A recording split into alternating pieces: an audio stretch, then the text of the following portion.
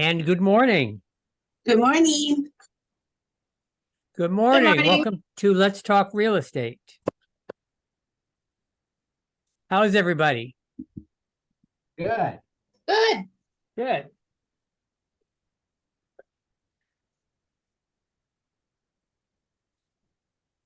Good. Okay. Thanks for coming. Let's get right into it.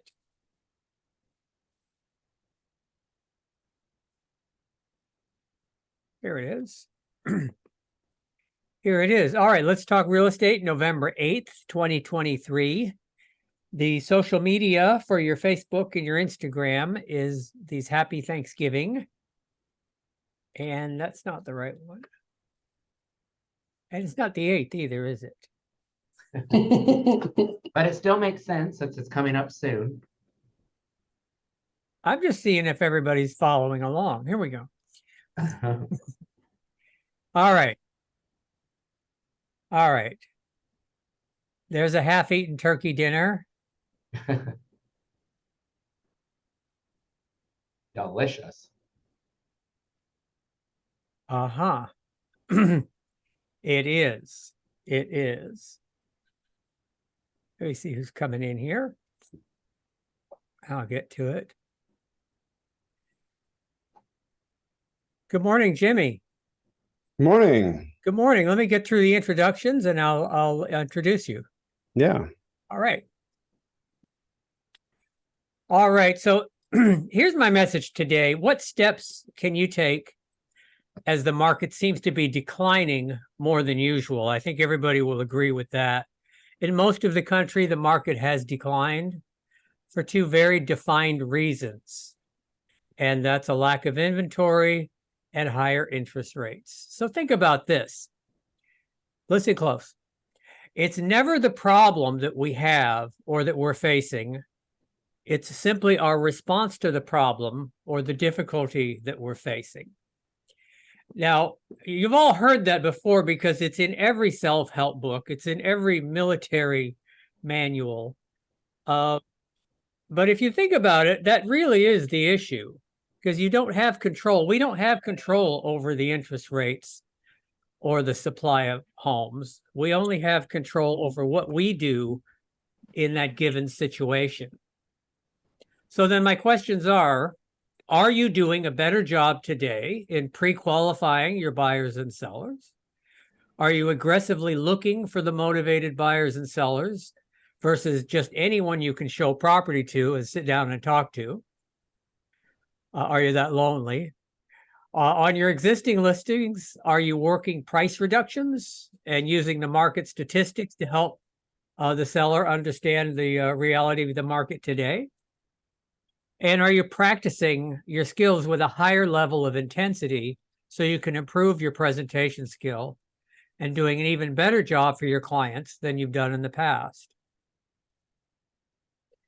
As you look at these thoughts, you have to understand they'll make a big difference in changing and declining market. As importantly, if your market is flat, these thoughts will help you stand out from the competition almost immediately. And remember, treat your business like a business. So those are some thoughts today. We're all aware of that, even though we have some very good news that we'll get to.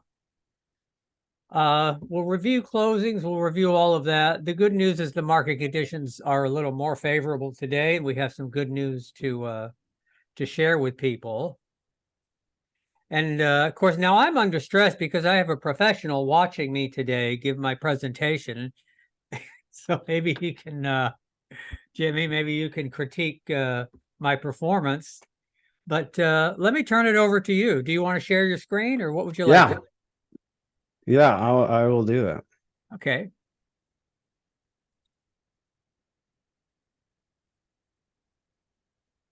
All righty. All right. 2年的是多少？那个是多少啊？ By the way, I'd like to point out while he's setting up, Jimmy is our first guest from the 那个 Boise Wells Metro Fargo 和 Bank office. of America 都没有了是吗？ Jennifer Muter. 哦，短期也没有是吗？ So, where's everyone from? Where's Um, most? I know I'm in the Boise area, but where's mostly Oh. everyone from? Well, we're going to be mostly from the Portland, Vancouver, Longview offices. I don't see anybody from our we have a Caldwell office as well. Yeah. yeah, usually Okay. we have a few people from Boise Caldwell, but right now I haven't seen them show up quite yet. So mostly Portland Metro. Okay. Well, awesome. Well, thanks for having me. I really appreciate it. And it was actually a good transition to talk about what I'm going to be presenting on today is really looking for those intentful buyers. You know, actually in any market, we know that 3% of any industry is ready to buy right now. 17% is looking for more information, and the rest of the people either don't know they have a problem or are not actively looking. And so how do we really find that 20% that are actively looking? And this is the answer that I have for you, and that is YouTube. So what we're going to be going through today is basically two things. One is a case study on how we're currently generating 3 to 5 leads for one of my agent clients through creating YouTube videos, as well as some actionable steps that you can take today to start your own YouTube journey and start generating interest and getting that phone calling, within the next several months. So let's jump right in. So right off the bat, why YouTube? Well, when we look at the search term, so I'm in Boise, so everything I'm going to be talking about is going to be related around Boise, but equate it for your area. So when I search Boise, Idaho in Google, we can see that the monthly average searches, there's anywhere from 100,000 to 1 million searches per month, which is a huge range, but it really doesn't matter when you look at the monthly searches on YouTube for Boise, Idaho, coming in at 2.13 million, over double the high side of Google. And why is that? It's because people don't want to just read about where they're looking to move to. They want to see it. And so 3 years ago, I actually moved from Phoenix to Boise, and we had never been to Boise. So how did we determine? We took to YouTube. We wanted to know, what were the schools like? What were the people like? Is there the outdoor activities that we like? How close are the different towns to the airport? And because of that searching, we were able to determine that Boise was going to be a good location for us. And who was providing the value? Who was creating the videos themselves? It was real estate agents, because they knew, or they know, that the likely next thing that you're going to need is a real estate agent. And because you're moving in from out of state, you aren't going to know anybody in the first place. So the 4 pillars for YouTube for real estate is intention-based marketing, self-nurturing, it compounds over time, and it has national reach. So we'll go into each one of those, kind of looking at the statistics for one of my clients right now. So the first one is interruption versus intention-based marketing. And so right now we're looking at the analytics for my client, Tia Golden, that's up in McCall. And just so you know, McCall is a very small town. Yes, it is a destination town outside of Boise, so it does have that going for it. But when you look at the entire Valley County, which is comprised over several towns, it's only about 10,000 people. And she's still generating 3 to 5 leads with her small YouTube channel. And you'll see kind of the details of her YouTube channel as we keep going. But interruption marketing is basically everything you see out there, everything from billboards to social media, organic posts, paid ads, commercials on TV. That's all interruption marketing, right? They're trying to capture your attention, grab onto it, and sell you something, or at least pique your interest. What we're doing is we're creating intention marketing. So what we're looking at here are the devices that are used to watch the content for Tia. Obviously, we know that mobile is the #1 device that is used. However, when you look at the next 3, which are TV, computer, and tablet, that comprise 49% of the views, these are search devices. Things like TV, who's watching McCall, Idaho on their TV, who's not actually intentful of moving there? And, they're probably sitting on their couch, or maybe they're laying in bed. They're also probably with their spouse or their significant other, the other decision maker in this entire process. And so we're really capturing the intention of the people that we need to. And not only that, we know that people's attention spans are the size of a guppy these days. But when you look at the average view duration over here on the right side of each of the different devices, TV out of all of them. Oh, there goes here, let me change my battery real quick. My camera died.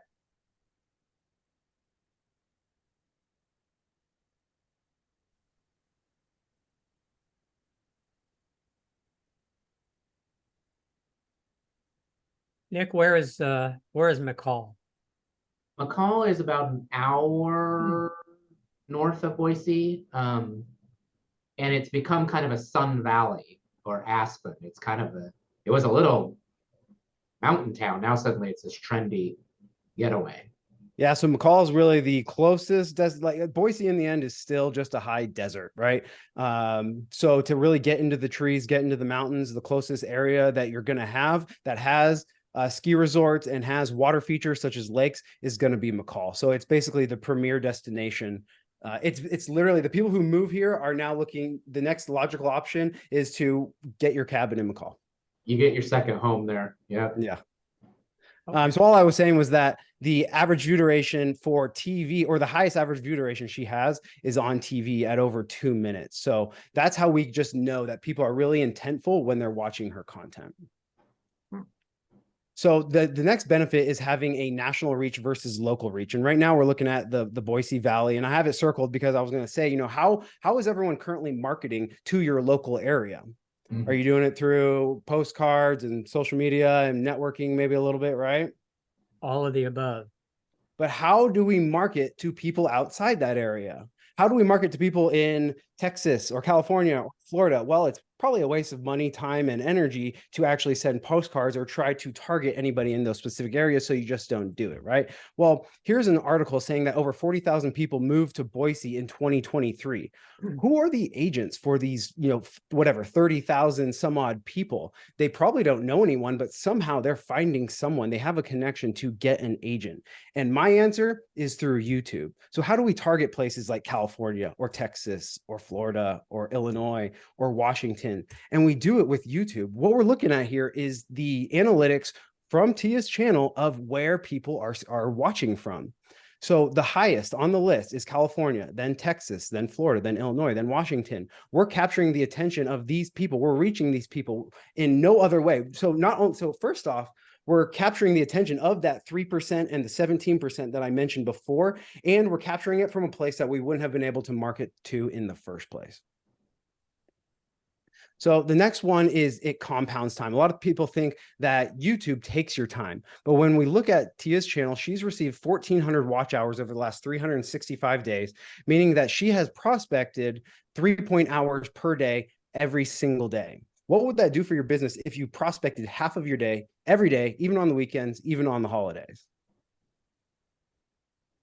And the final pillar that I love the most is it's self-nurturing. So when we look at a customer journey, specifically for real estate, someone becomes aware of our business. That's either through referral or postcards or Facebook ads or organic reach or networking, whatever it may be. And then they reach out to us. Then they go in our CRM and we follow up with them. And then we follow up with them again. And we send out a postcard. And then hopefully in the end, they become a client. But the way that YouTube works is, number one, it starts with evidence-based video topic ideas. So we do the research to understand what are people searching for. Then we create answers to the questions that they have. So we're magnetically attracting them, if you will. Then they jump into our funnel, right? They watch the first video, they watch the second video, they watch another 3 to 10 videos. And by the time they actually pick up the phone to call us, they've already nurtured themselves. They've already determined that they want to work with us. They feel like they know us because they've spent so much time with us and we've told our stories so that they can connect with us. And if we create the right videos, then we can help them really narrow down their search into where they want to move to. So when someone's actually coming into the area, they don't think that they can, and I'll say some towns here, but they don't think that they can go from Boise to Star to Hidden Springs to Nampa. And all these towns are pretty, 45 minutes apart. So you can't hit all these towns in one weekend. And so it really just helps them get to that point without you having to explain it or take them down that road. Mm-hmm. So to recap, it's intention-based marketing. We're capturing that top 20% that are actually intentful. It's self-nurturing. It compounds over time. Videos on YouTube really just get better with age. They just get more and more. If you look at the retention or the views over time of a lot of videos that are evergreen, that's another thing that we do. We want to create evergreen content, is that it'll kind of go up a little bit. It'll flatline for a few months, and then all of a sudden it'll spike. Something will trend on it and it'll just catch the attention of everyone. And then of course we have national reach. So next, let's look at the channel build out. So the first thing I wanted to show you was that we're not trying to become YouTubers here. We can have a huge impact with just a a little amount of subscribers. So Tia's account only has 650 now, some odd subscribers, and she's still generating 3 to 5 leads per week. All of her marketing is in YouTube. She does a little bit of the other stuff, but it all funnels back to YouTube. She creates content and then she sends it out in her email marketing. She has ads that are directing people to her YouTube because she knows that YouTube is her nurturing process. She's not going to be following up with people. She's just going to be creating content.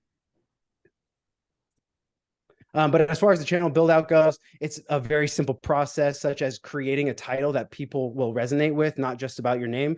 Hers is Tia Golden with All About McCall, creating a banner that speaks to them, telling them, you know, what they can expect from your channel. You also have your upload defaults, all very simple things that don't take very long to actually put out.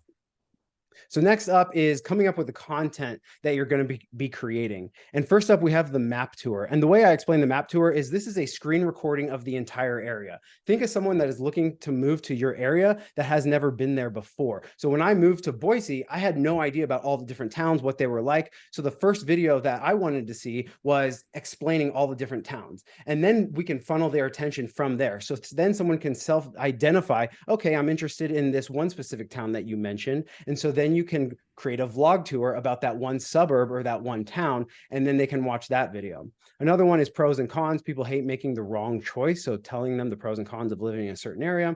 And then the top 5 neighborhoods or top 10 neighborhoods, whatever it may be. This in this example, it was for short-term rentals, but this is what people want to know.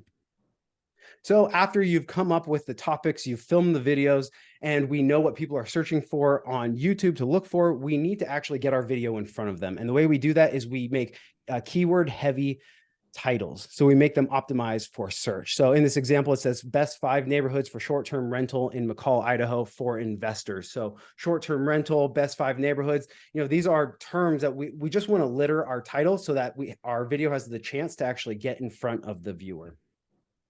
So next, that takes us to the most important YouTube metrics. So like I said, first we create a video that people are searching for, and that comes with the title of getting it in front of them. And then next is creating a thumbnail that they actually want to click, because there's going to be a whole lot of different options. So the first metric is click-through rate. So when someone searches, they clicked on our video, that's the click-through rate. Next, now that they clicked on our video, what's the average view duration? Did we hold their attention and did we keep it interesting enough for them to actually watch it? Or did we kind of clickbait them with, you're never going to believe what we found in this town, and then they just bounce out real quick? So average view duration is next. We want to hold their attention. And then finally, is the last one is satisfaction. YouTube measures satisfaction by the amount of time that someone stays on your channel. So did they watch one video and then bounce off? Or did they watch one video and then click another video and then click another video? And that goes back to that funnel I was talking about that drives them all the way down through the funnel.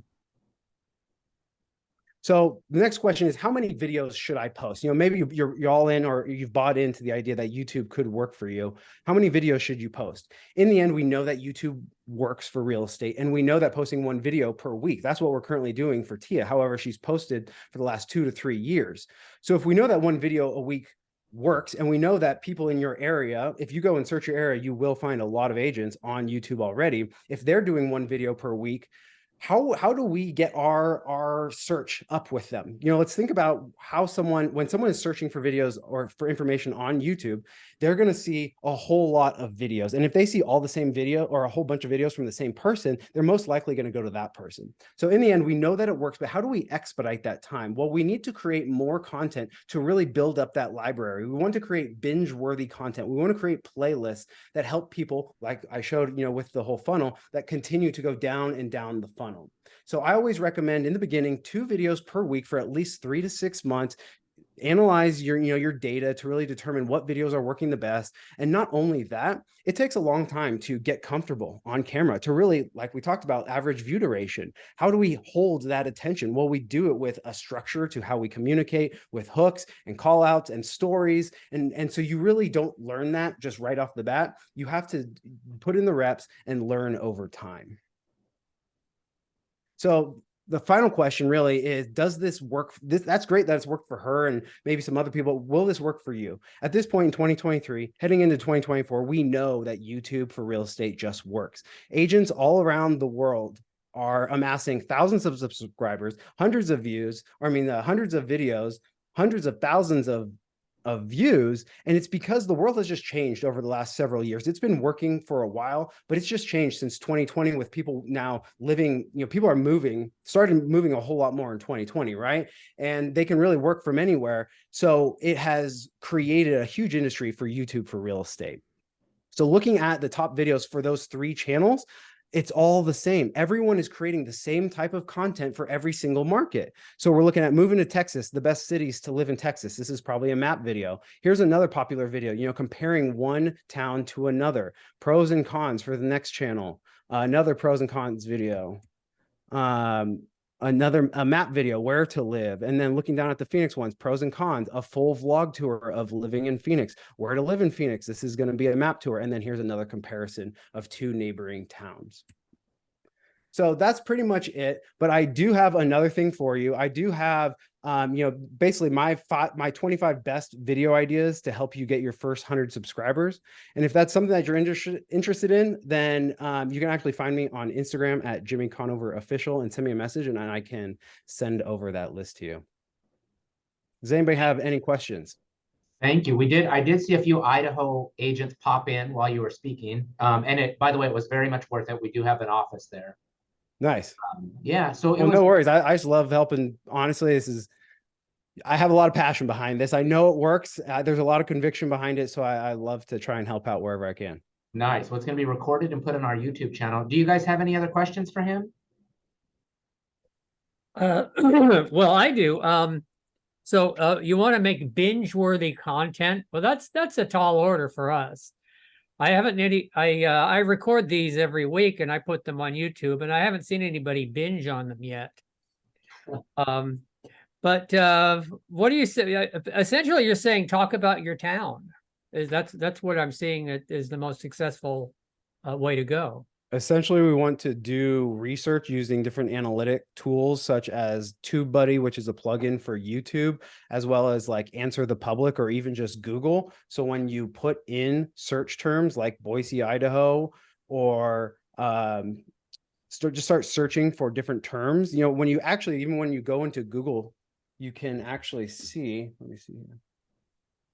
So if I go into Google and I just type in Boise, Idaho, it'll come in with Boise, Idaho weather. So these are the top search results around Boise, Idaho weather, the news, jobs. So this is just, one of the many tools that we use to understand what people are searching for. And not only that, honestly, the best research we can do is just go look someone in your market and see what they're doing. Filter out by their top performing videos. Go find people in your niche and go take a list of the top 10 to 20 top performing videos of 3 people. And now you have 60 video ideas that you can basically just replicate. And one of the questions you might have is, well, is it too saturated? It's not too saturated, because in the end, we buy from people that we relate with, and we don't relate with everyone. The stories that we tell helps people relate with us because we've all been through a different experience. We all have a different view on the world. We all think there's different pros and cons to a specific area. Not only that, the pros and cons and everything in your area is changing on a year-to-year basis. So no, I don't think that it's too oversaturated to utilize that strategy of like, I'm just going to create a lot of these topics that I'm seeing other people do. I can really attest to that because a lot of my speaking and recruiting with agents is based on Instagram, and it's changed so much. We will have already gone back and forth on Instagram and so on. So when I talk to them, they'll actually ask me direct questions like, well, how's your cat? And you're just like, oh, wow. Yeah, we've been seeing each other's details. And it's so funny when you discuss your personal life to some degree, you relate personally and you bond over things you have in common. And that really helps the relationship move forward, and it would with real estate agents. One thing that I guess I'd be a little concerned, and I wondered if you had advice, is I see the pros and cons videos. We want to keep things positive. I mean, are there subjects you might steer away from to keep it positive or not offend a certain person moving or leaving a certain area? That could go wrong, it seems. A few things on that is that, some of the top performing videos that we see across these real estate channels would be titled something along the lines of avoid this town for these reasons, or before you move here, you don't do this, or whatever it may be. And I would agree that you don't want to create a channel that is around the negative aspects of something. But when Right. you talk about the pros and cons, there's always a way of saying, let's say you make the top 5 reasons not to move to Boise. And so you have these top 5 reasons when in reality, when someone sees them, it actually attracts them. They're like, it's very conservative. And they're like, oh, hell yeah, I'm conservative. I'm moving there, you know? So you talk about it in a way that it actually attracts your ideal customer. Right. Well, you know me, I gotta say, everybody here's a licensee, and there is such a thing as rules. You on have to be kind of steering careful of people. steering. Right. Right. We So that have was to one be of my main careful about concerns. that. Yeah, Yeah. just stick to the positive for a Right. licensed person, I think is best. Right. Yeah, and that's one of the things I brought up is when you get licensed, you have to be very careful and and all that. But yeah, sticking to the positive. Yeah, I mean, other cons that are all good to talk about are things like traffic. Yes, And exactly. yeah, And I saw cost weather of popped living. up there pretty quick. Walk your neighborhood and give a little weather report each day. Right, right. Or yeah, I mean, what are people concerned about in Phoenix? Well, probably that it's too hot. What are concerned about people here? It's that it snows too much. Right. Right. Well, I've talked about this before. YouTube is my favorite of all the social media just for that reason. If you make a good video, it's out there and people will find it over and over again. And it's like it's gone with the wind or something. It is just so good. People go to it constantly. It's Right. one of the only platforms that really markets you for you. Yeah. Like all you got to do is create the content, do the research, create the content that people are searching for, and then it will handle the rest. You don't need to pay for it to put it in front of people. It will put it in front of people because YouTube's goal is to have people stay on their platform. We're basically self-employed for YouTube because we are creating the content for them. Right. Right. That's right. It's unique in that way. Yeah. Yeah. Okay. Tell us about your service. What can you do for us? Yeah, so I run a real estate media company where we mainly focus on branding for short form content as well as YouTube. But we also do listing marketing as well. But what we mainly focus on is YouTube and Instagram. Okay. Yeah, Excellent. so like we show the and it's around educational based content. In the end, we understand that real estate agents need to be multifaceted on social media. No one can just sit in front of the camera and educate. So you really need a myriad of different kind of videos. And in the end, it takes a lot of time to come up with content, shoot, edit, upload, caption, post to stories. And so we we save our agents time from doing all that. And we just handle most of it for them so that they can focus on the things that are actually generating them the revenue. Nice. Nice. Okay. Any questions from anyone else? One just final question, hashtags with YouTube, is it beneficial at all? I know some social media, they're more beneficial. Is it at all even a thing? Yes, absolutely. So you have hashtags for your channel, which go in the upload defaults, and those will always stay the same, your specific town and area. But then always having at least 3 to 5 hashtags at the bottom does really help your videos stand out for optimization purposes. Gotcha. Yeah, so we don't need to overload it. And there's a difference in between, though, tags and hashtags. So you can hashtag your description, which is for the optimization side of things. But then every video just has tags and you just litter that with everything that even sounds remotely that could be spelled. And basically what it's doing is it's saying that this is what people are searching for. So that's why I put it in my title, but they might also search for these other things that are related. They might even spell the word wrong. So I'm going to put that in my tags, or they might, instead of saying Texas, they'll just say TX. So all those tags are really important to include as well. Gotcha. What do you charge? For what we do? Yeah. So from a YouTube perspective, there's 2 different angles to go. There's really the done for you, where we do everything from producing, filming, editing, uploading, managing, optimizing, everything like that. And then the done with you side of things, where you film and then we do all the rest. There's also the number of videos that we talked about, whether you're posting 2 per week, 1 per week, and then you have that on both the done for you and the done with you side. So the done with you side the done for you side starts at 3,000 per month, and the done with you starts at 2,000 per month. Okay. Great. Great. All right. I have I have your website posted on our blog for today. And what's the best way to contact you? Through Instagram. I actually my website is currently there, like a Google like a Google Maps. It's there to be there, but I keep everyone up to date through Instagram. It's how I communicate with everyone.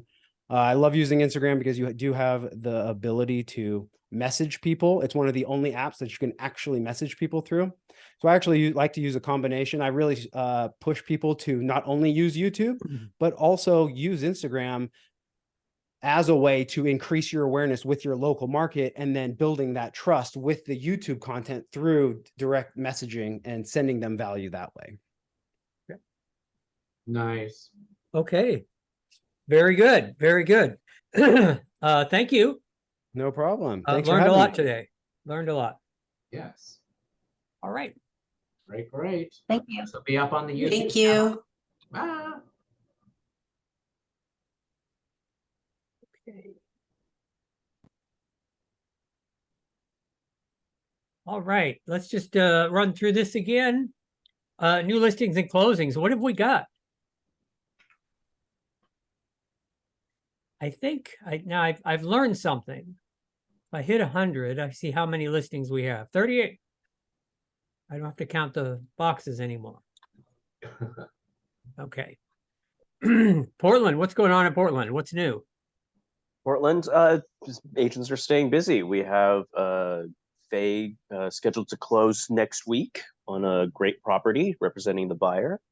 And Nayef is under contract with buyers. She's doing a for sale by owner, very different situation, but working very hard to get that house for her buyers.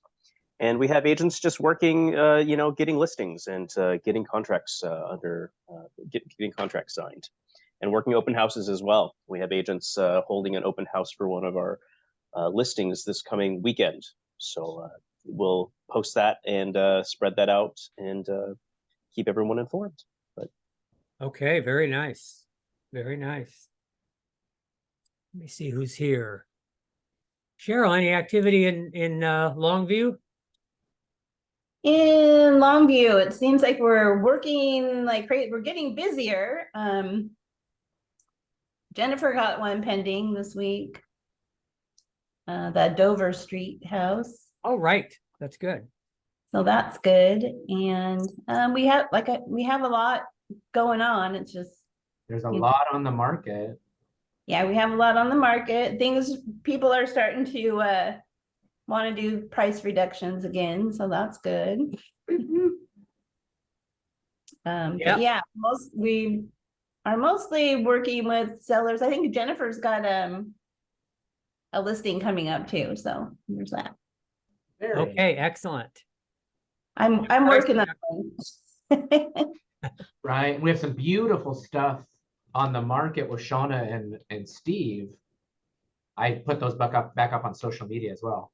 Right. Oh, 40th went pending. Nice, Stephen. Oh yeah, 40th went pending.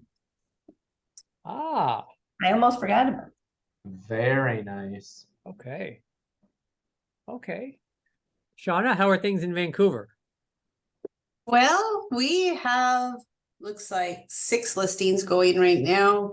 I did just get some price drops, so I'm grateful for that. I have meetings with 2 of my other listings, so those will be, the marketing will actually start. Long story short is they weren't really ready to list, but had to list. And now they're ready to sell. So movers are coming this week and we'll get a photographer. So those will probably go on the market and be some good opportunities for open houses and things for anybody who wants to do those. And we had closings, but I think we already talked about those. We've had a good closing month for November here. But pending, we need to get some more into escrow. So work in the database. Right. That's right. And we'll be talking about holiday objections as well, too. We'll be getting those from everybody. Mario, how's activity where you are? We have about 10 listings right now. And Jeff had a manufactured home listing and he also sold it. Excellent. So it's closing. Nice. Metro Boise in the house. Okay. Okay, yeah, and the two most recent listings, Caldwell, looks manufactured, and Kelso manufactured. And it looks like the Dalles is manufactured. Mike Fowler. Yeah. We had a line of manufactured. Well, we do. Well, it's the only affordable homes today.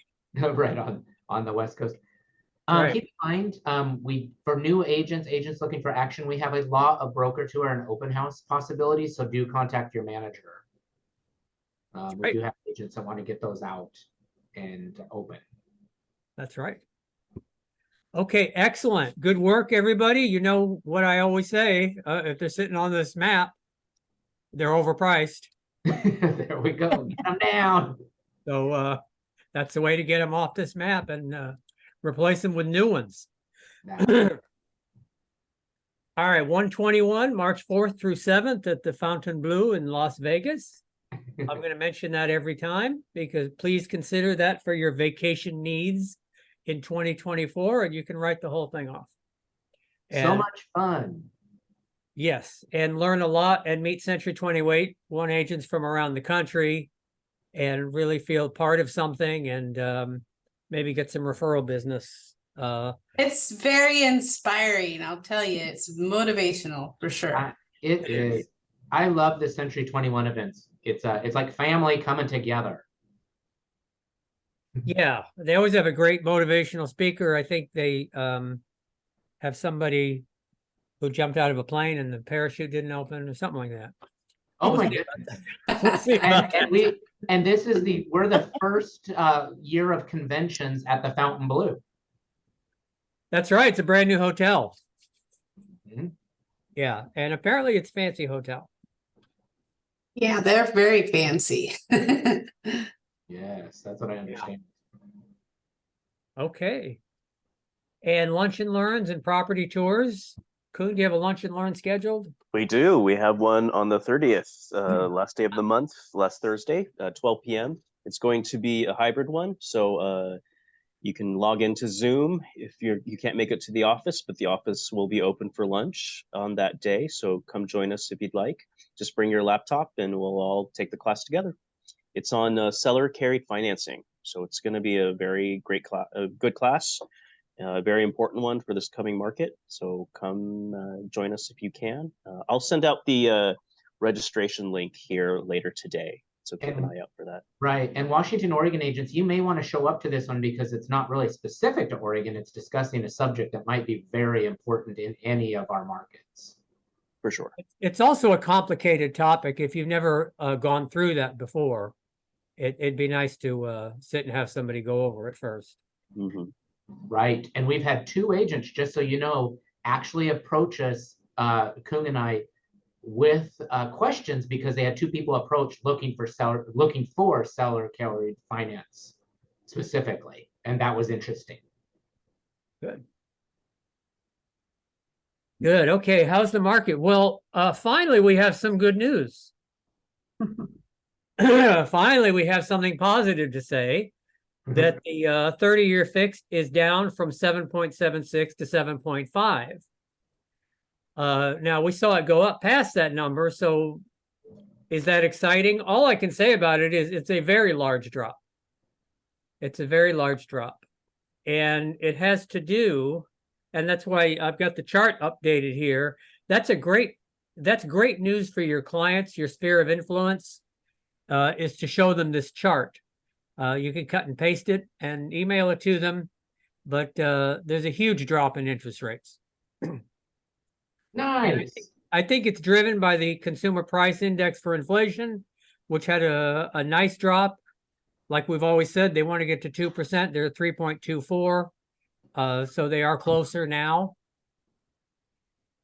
And let's go right to the NAR report. Kuhn, what do they have to say? You're muted. Thank you. Let's see. Mortgage rates are plunging with news of inflation calming. Good. Consumer prices rose by 3.2% in September, even with the rent component still showing a hefty gain of 6.7%. Non-official private sector rent data has shown a 0 to 2% rise, which, if hypothetically used in the official figures, would bring inflation down below the Federal Reserve desired inflation target of 2%. So we're heading in the right direction. The interest rate rise should be over, and the Fed will have to consider cutting rates seriously. In the meantime, the bond market is reacting as if the Fed will be cutting interest rates next year. Mortgage rates look to head towards 7% in a few months and into the 6% range by spring of 2024. So yeah, we're heading in the right direction, and hopefully we'll get into that range early next year so that buyers will have an easier time purchasing. Okay. Well, remember, that's the prediction, but it comes from the NAR, so you can pass that on. For sure. And let's hope that happens. I hope it doesn't discourage anybody from listing now. That's it's a double-edged sword. Yeah, they're going down. That's all great, but it can encourage somebody to wait. And then they wait and they wait and they wait. But it would be nice if they did come down in the prime listing months, February and March. So good news. It looks like we have some relief on the horizon for what's happening. Still a seller's market, but trending into a balanced market because of months of inventory and market times. All right, Kung, how's the market in Portland Metro? Well, we're seeing a slight decrease in home prices nationwide as interest rates continue a slow trend upwards. However, this continues to be a seller's market due to a shortage of available housing. Average days on the market is up to 45 days from 37 days, with 2.9 months of inventory. Median home prices have decreased 2.9% over last year. That's from $550,000 to $534,000. Interest rates are currently at 7.5%, are expected to fluctuate slightly over time. This is a great time to list as it is still favorable to sellers, but also buyers are also benefiting from dropping prices. Okay, excellent. Let's just do one more of these elevator speeches so that we can quickly and concisely convey market conditions to somebody we're stuck in an elevator with. And Mario, how's the market in the Boise Metro? We're seeing a slight decrease in home prices nationwide as interest rates continue to slow trend upwards. However, there continues to be a seller's market due to a shortage in available housing. The average days on the market is up to 36 days from 29 days, and the median home prices have increased 4.6% over last year. The median home sold price in the metro area is $475,000. Interest rates are currently 7.5% and are expected to fluctuate over time. This is a great time to list while it's still favorable to sellers, and buyers are also benefiting from dropping prices. Excellent. Excellent. And what I'm seeing too as well is a lot of the national home builders in Caldwell and Meridian and Boise are providing a lot of incentives to get rid of their inventory between now and the end of the year. Right. Excellent. Excellent. And build some new houses while you're at it. Yes. Mm-hmm. Right. Okay. So there's some social stuff. I'll probably go over that next time. There's some quick social stuff. The Accelerate class, November 27th. That's our preferred class, especially if you're newer to the industry, new to the company. You want to get through Accelerate. Give some really good industry basics, and it's a great starting place. The Go List is an excellent thing to do. They don't have one scheduled for right now. And remember, I have a little link here to Express Docs for calendars. It's a good practice to send to mail calendars to your sphere of influence, at least your A list of people. But make sure you send them something physical, at least, we recommend 4 times a year, but at least once a year for that, in addition to the other contact you make with your sphere. And there we go. All right. So we have a few minutes left. We've been talking about lead follow-up. And this is North Star's Business Basics number 4. Shauna, where did we leave off? Because we ended up reading one of these lines and spending 5 minutes talking about it. This is such rich content, especially right now when leads are a little bit sparse and a little bit more difficult to handle. I believe we only did the first line. Okay, I thought so. I thought so. And the first line was determining what is a lead. Is this Right? okay? So that always is a long conversation. Is what is your definition of a lead? So now that everybody has an idea of what they think a lead is, somebody that'll buy tomorrow or somebody that'll buy within the next 5 years. Now that you've determined that, let's talk about following up with them. So what's next? Right. Be fanatical about your lead follow-up because they gave you their name for a reason. That's right. That's right. Don't let them down. I mean, don't, that's sad. They gave you their name and you don't even call them back. Well, right. It's not professional. It's not kind. And no, they might yell at you when you call, but you did your job. Yeah, tried. Right. Yeah, be fanatical about it. And I always give the story of somebody told me to call on Friday, and I called on Friday and it was already listed. I was talking to him Monday. I should have called on Tuesday and Wednesday and Thursday, because no one complains if you do that. They really don't. Okay. Yeah, I think it's a super important part of this point is you have to call them back. Yes. I hope I'm, every year getting better and better at that. Absolutely. Absolutely. Yeah. I like the comparison of like when you go into a store and you're, like a furniture store and you're looking at furniture and the salesman comes up and they say, "Can I help you?" And you say, "No, just looking. But Right. Why would you be in the furniture store if you're not interested in buying furniture? Well, and the good salesperson will give you a little bit of space and then come back. Yep. And eventually you'll buy something because that's why you walked into the store. Right. Yep. They know that. The timing is so critical, it seems like. And when you said that, I thought of like when I'm in a restaurant, I get so annoyed if they approach me right away, and like give me a minute, and then they never come back forever. That drives me crazy. So I want something in between. Everything. Right. Give me a few minutes to settle in, then come. Right. That's a good point. Show them you're attentive. Yeah. Yeah. You're just attentive. Yeah, or they say, raise your hand when you're ready for me, or I'm just checking, no hurry. I love it when they keep checking back, even if they feel like they might be pestering you, and some people get annoyed, but it's like definitely with your lead follow-up in real estate, just checking in. So yeah, you said call Friday, but it's Thursday. I don't have anything to do. So I'm calling you just to make sure we, are in, constant communication. This is how I do my business. Just hint, Yeah. Right. And there's so many ways to touch bases with people these days too. You can, you can send them a quick text. Is this a good time to call? Right. See what they say. Yeah. What's next, Shauna? What's next?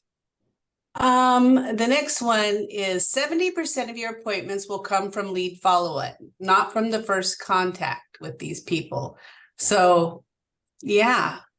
Yeah, you're working towards that. Yeah, you gotta keep following up. Somebody mentions, I'm going to list my house after the holidays. Well, that lead follow-up is going to be one of your listings, come January, February. So that I don't even know. It could be higher than 70%. What do you think? I think so. No, How often do you get an appointment on the very first contact?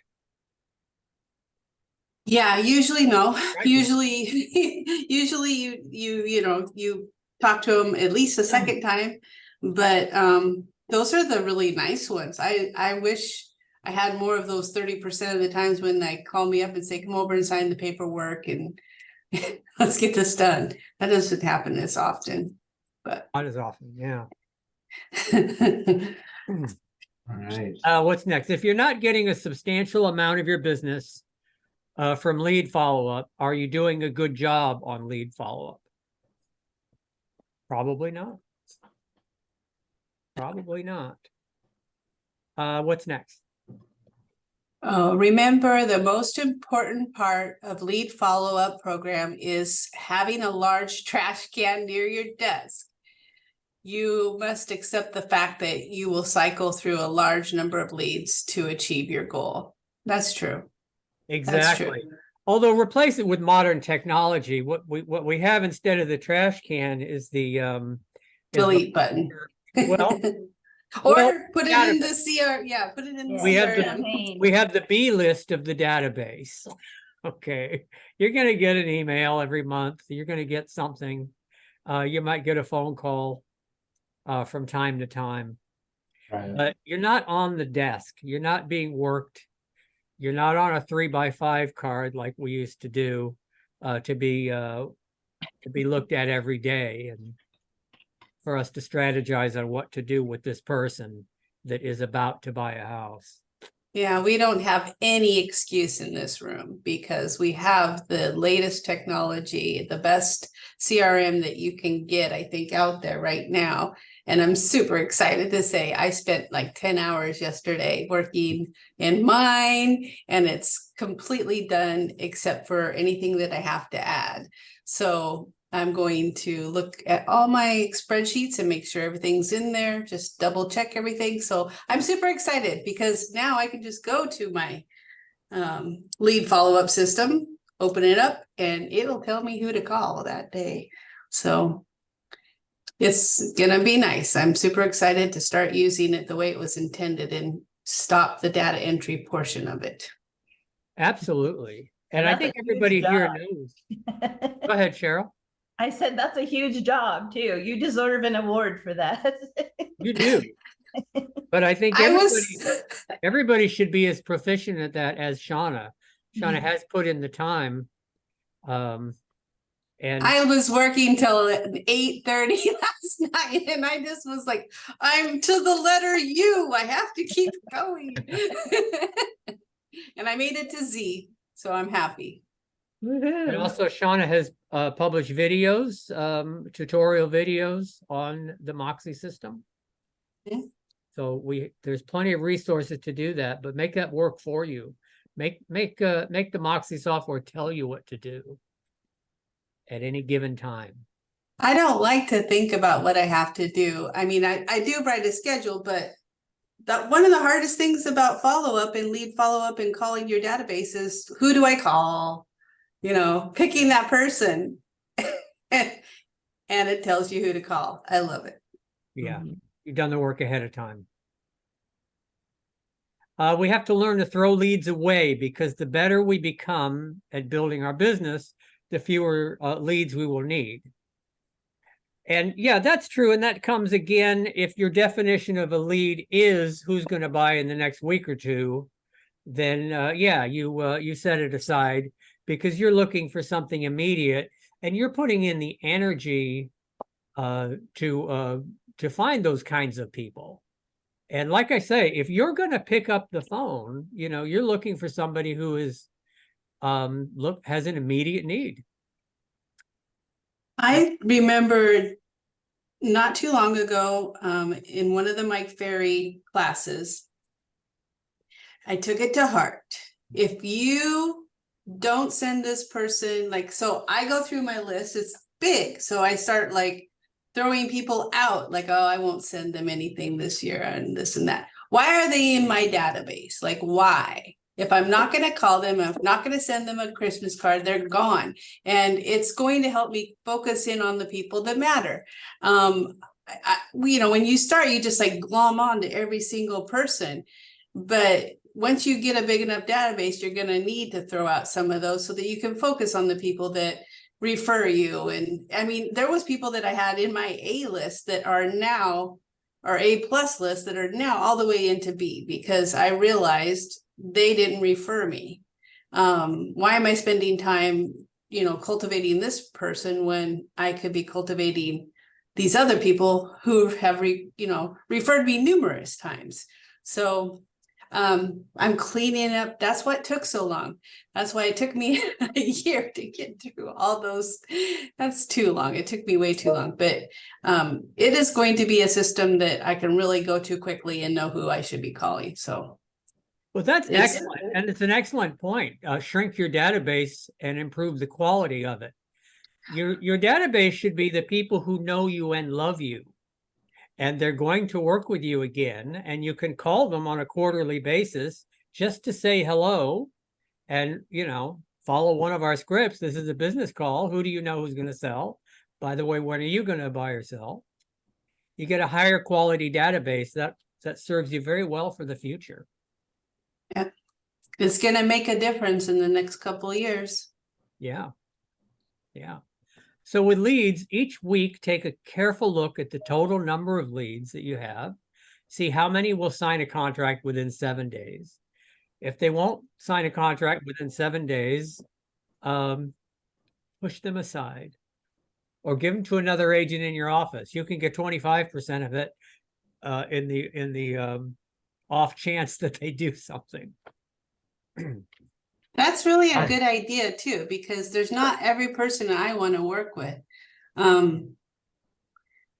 Sometimes it's hard for me to say no to them, but Yeah, I know when I get somebody like is doing land or something, I'm better off giving it to somebody else because this is just not my passion.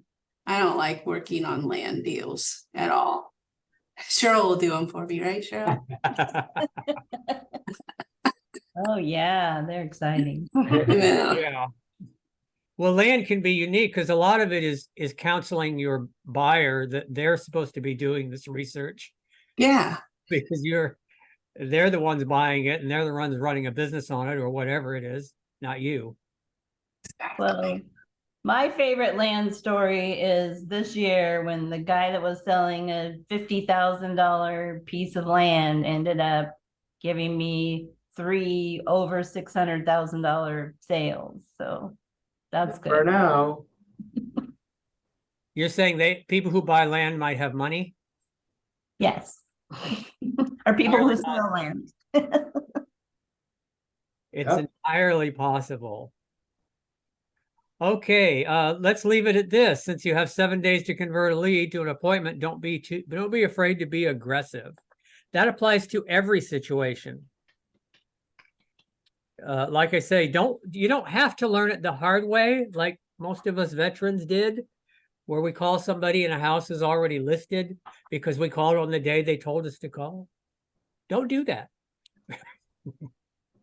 Call them first thing in the morning. Right. Go ahead and touch base. Yeah, because you care about them. That's right. All right. Well, great meeting today. I'll let everybody get back to work. We'll see you next week. Thank you, Jimmy, for that information. And I'm going to post this on our YouTube channel so you can come back and see that again. And we'll see you next time. Thank you. Thank you. Bye. Thank you. See you guys. Bye. Ah.